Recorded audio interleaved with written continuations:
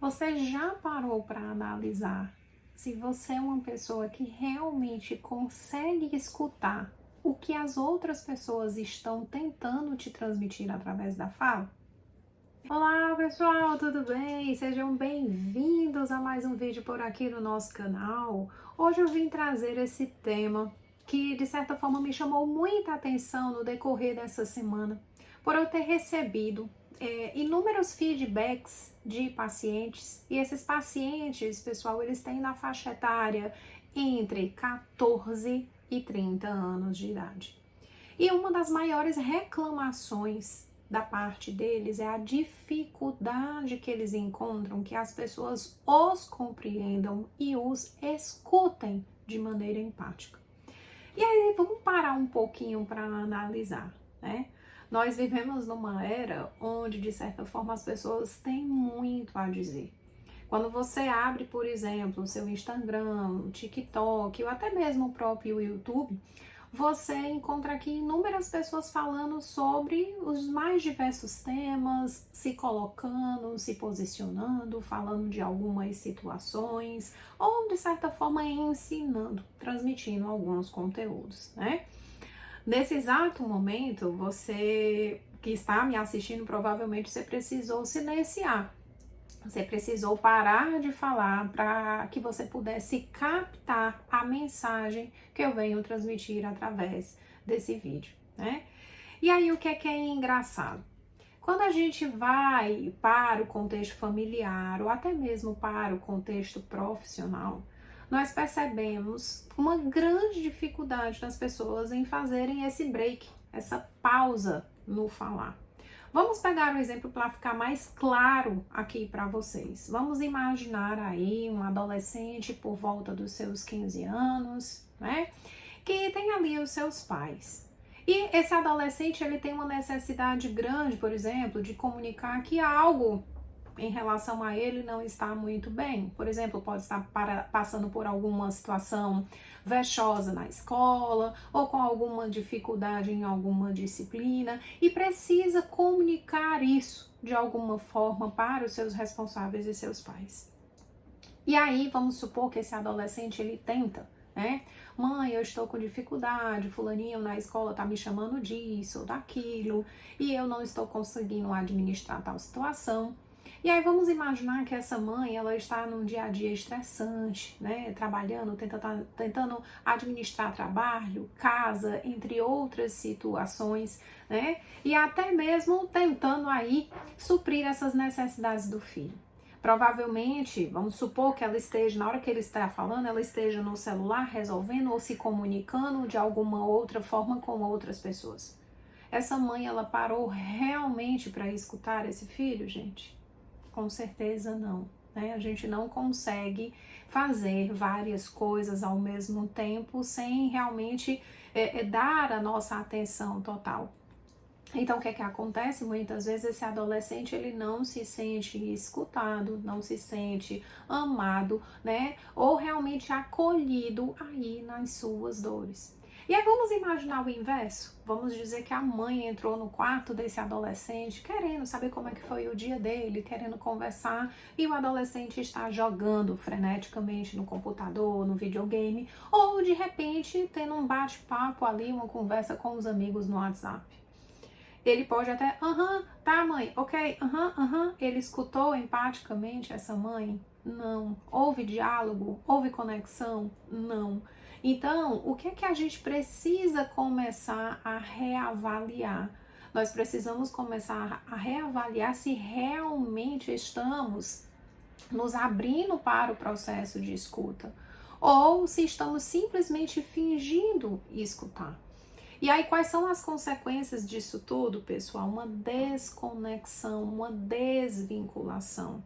E isso tem ocorrido de maneira gritante. E eu digo que não é só no ambiente familiar, não. Isso também tem ocorrido no ambiente de trabalho, Hoje nós somos literalmente inundados por muitas informações, né? Hoje o celular, eu digo que é um multitudo. Com ele você filma, com ele você bate foto, com ele você se comunica com o mundo inteiro, com ele você consegue olhar aí as suas redes sociais e se conectar também com outras pessoas. Como também o nível de comunicação de fala através da escrita, ela se tornou de certa forma exagerada, né? Que polui inclusive até a nossa própria mente. Então é algo que a gente precisa avaliar. Do mesmo jeito que eu quero que os outros me tratem de uma maneira empática, eu também preciso começar a me policiar. Ou seja, me autoanalisar para saber se eu realmente estou tendo uma escuta empática para com o próximo. Eu paro tudo para escutar os meus filhos, o meu marido, a minha esposa, a minha namorada, os meus pais, né? Ou será que eu estou fingindo essa escuta? E aí vamos analisar como é que a pessoa do outro lado se sente, né? Um dos pontos que eu digo que é extremamente fundamental para nós psicólogos, aliás, não só para nós psicólogos, né, gente? Vamos pensar aí, por exemplo, em qualquer atendimento que você vai buscar.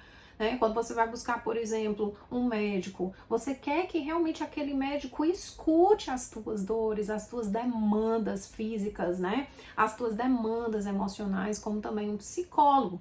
Por exemplo, um fonoaudiólogo, um fisioterapeuta, eu preciso transmitir para que aquela pessoa escute e entenda as minhas reais necessidades. Então, ou seja, uma necessidade de troca, uma necessidade de empatia.